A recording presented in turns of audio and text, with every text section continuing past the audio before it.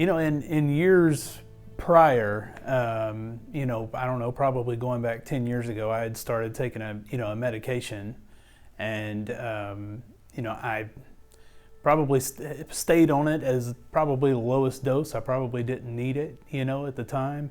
I'd just gone through a rough time years ago, and I decided, there was really no point in staying on it anymore, that I would just get off of it.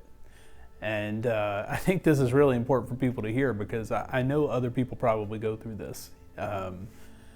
I was not prepared at all for the fallout of coming off of that medication. We both just weren't prepared for kind of the emotional repercussions that he would go through as his body was adjusting to not relying on that medication to regulate some things. So it was, really painful for him. It was painful for us, just kind of uncontrollable emotions, a lot of anger, a lot of, I think, thoughts even that just weren't his normal. He wasn't seeing things quite the same way and didn't have the same perspective. And it was, challenging for us to, we gave him space. It was challenging to be around him at times, at the same time wanting to support him, but it was just really difficult. And it was just one of those things that can take weeks to get through, sometimes months. So it was kind of at a boiling point.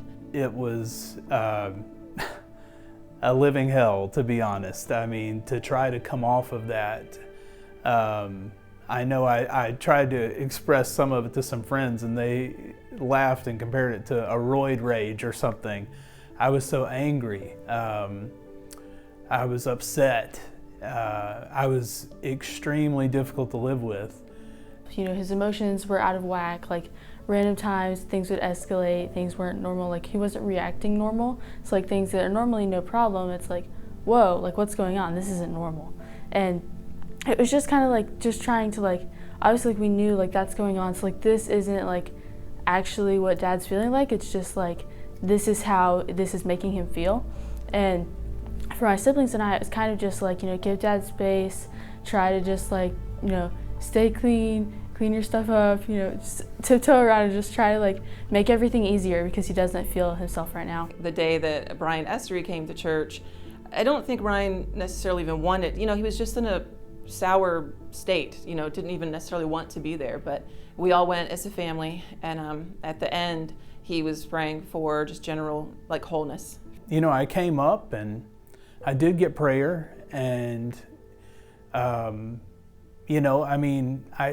I would say, yes, I did, feel the presence of God, but even if I didn't, the prayer of faith, heals the sick, right? So, this is something that, you can't check and see if it still hurts, or, you can't really test it out. You can't do what you couldn't do before. Ryan went forward to receive prayer for wholeness, and they prayed for him. And, we went home, and I can't say it was a difficult day still, but within 24 hours the next day, it was just like the weight had been lifted.